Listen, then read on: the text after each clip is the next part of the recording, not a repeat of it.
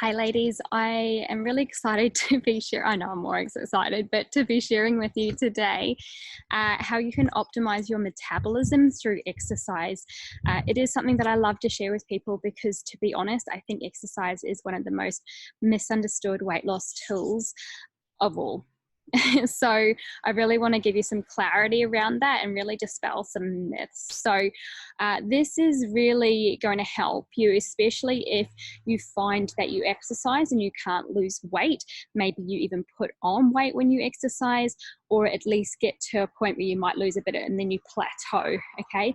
And this can be really frustrating because what is supposed to work based on what we've been taught isn't working, and you find yourself working really, really hard and not actually getting any results. So I'm going to show you how you can lose weight easily, how you can speed up your metabolism, and also create some nice tone as well. So to start with, I really want to clarify that there's 3 different energy systems in terms of what how our metabolism is working when it comes to exercise. Hopefully this wind, you can still hear me. Oh my goodness.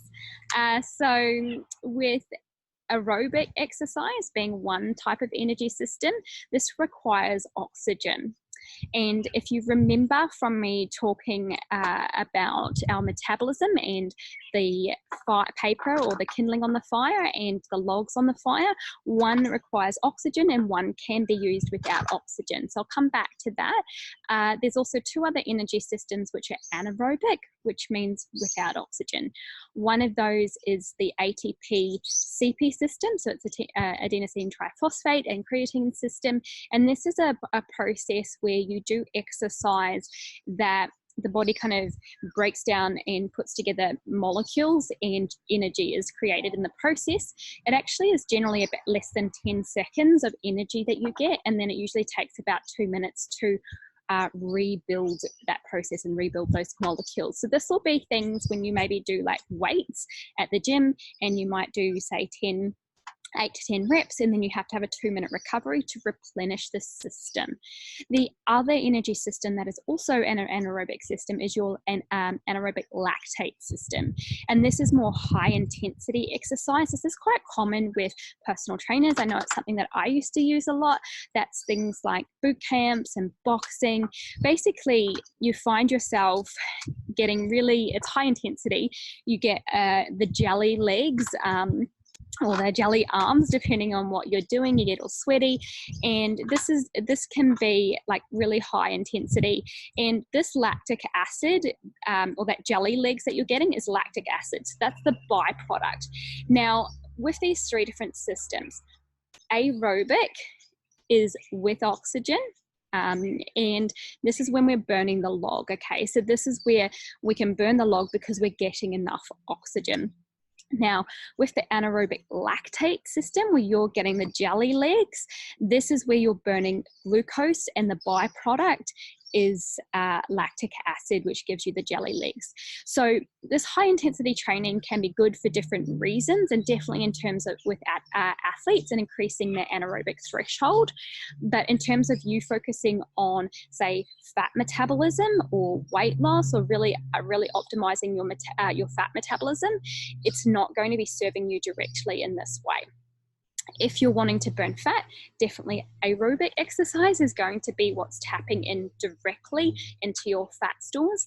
And then thirdly, the anaerobic ATP-CP system is one where it's not actually using, it's using minimal glucose anyway. So you can still use this system, and actually it's quite great for building muscle, because as you increase your muscle mass, this will actually speed up your metabolism. So I generally like to balance both, doing some aerobic exercise, but also being able to do some toning in that sort of 8 to 10 rep range, maybe 3 sets, and being able to build that tone so we speed up your metabolism in the process.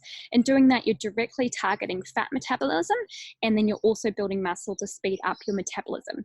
Now, one thing I'd love you to do is comment with what 180 is minus your age. So I'm going to share that with you in a moment. So 180 minus your age, what does that number equal? Okay, because this is going to give you some insight into how you can really tap into burning fat like right now, because this is the heart rate range that if you can keep it under 180 minus your age, whatever that comes up with, that is going to be the heart rate that you keep under, that you're going to actually be tapping directly into your fat stores and burning fat. And the more that you do this, the more you're training your body to burn fat. And you'll be able to do this at higher intensities because you'll get fitter and your heart rate will be able to come down as you are training at higher intensities.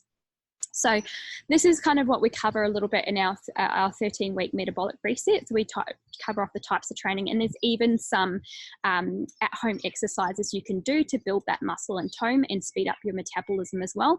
That is directly related to what I've just shared.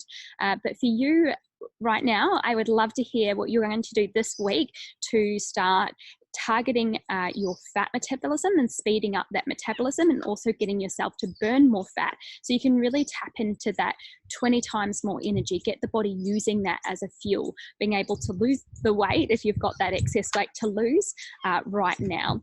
I look forward to hearing your response.